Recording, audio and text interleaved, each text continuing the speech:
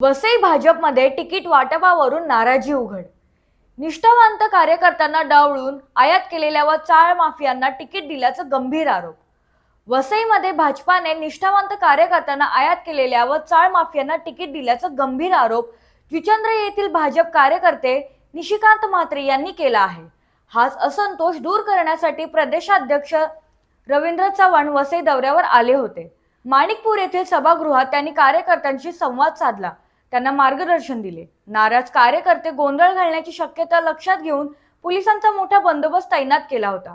मात्र सभा आटोपल्यानंतर रवींद्र चव्हाण सभागृहाबाहेर पडताच जुचंद्र येथील भाजप कार्यकर्ते निशिकांत म्हात्रे यांनी त्यांना अडवून तीव्र संताप व्यक्त केला। ब्युरो रिपोर्ट सिंधू प्रभात वसई।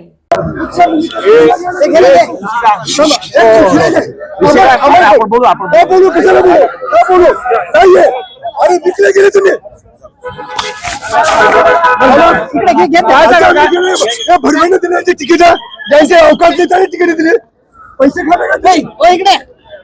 पैसे खाऊन तिकीट दिली तुम्ही।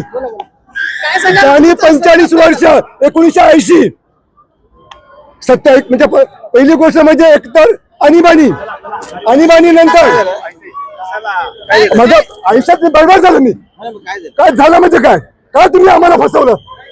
45 वर्ष आम्ही 80 सालापासून काम करतो। कालची माकडं आली त्याने तिकीट दिली, तुम्ही कशावर दिली? आम्ही जुचंद्रचे आम्ही राहणारी झेंडा घेण्याची हिंमत नव्हती कोणाची। झेंडा कोणी घेत नव्हता खांद्यावर। त्यावेळी निशिकांत म्हात्रे, अरुण पाटील, केदारनाथ म्हात्रे, कैलास म्हात्रे या लोकांनी झेंडा घेतले। आज आमची ही परिस्थिती आहे। 75 वर्षांना आज 80 ज्यावेळी पहिले रामभाऊ इथे उभे राहिले, रामभाऊच्या काळापासून आज कार्यकर्ता, आज माझं वय 70 झालं। वयाच्या 25व्या वर्षापासून भारतीय जनता पार्टी नाचवतोय आणि हे तुकडे खाऊन। आणि आम्हाला जो आमदार मिळाला हा सावत्र आमदार मिळाला।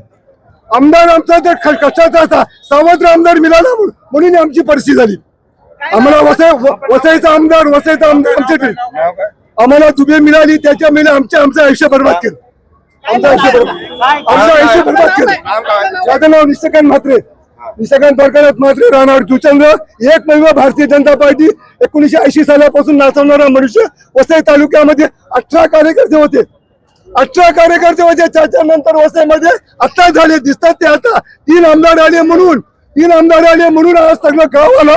पण त्यावेळी कोणी झेंडा उचलला नव्हता, कारण त्यावेळी आपल्याला घाबरत होते।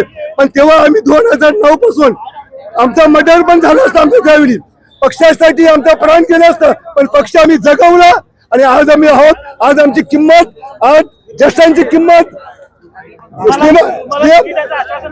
आम्ही तिकीट मागितलंच नाही, पण आम्हाला विश्वासात घेतलं नाहीये। कारण इकडले जे आमदार झाले ज्यांना आम्ही निवडून दिलं, स्नेह दुबेला, त्यांचा आमचा घात केला। आमची मागणी म्हणजे काय? आम्ही ज्येष्ठांची आमची किंमत नाहीये। कालचे काल आले त्यांना तुम्ही ज्यांनी 7 महिन्यामध्ये आले त्या 7 महिन्यामध्ये त्यांनी तिकीट दिली। आणि जे चाळ माफी आहेत, ज्यांना 27 मध्ये ज्याला तिकीट दिलेलं आहे धरेन म्हणून कुलकर्णी, हे चाळ माफी आहे। हे चाली म्हणतात धरेन कुलकर्णी 27 मधलं असतं, हे चाल माफी आहे। आणि यांना तुम्ही दिले, माझं तिकीट त्यांना विकलेलं।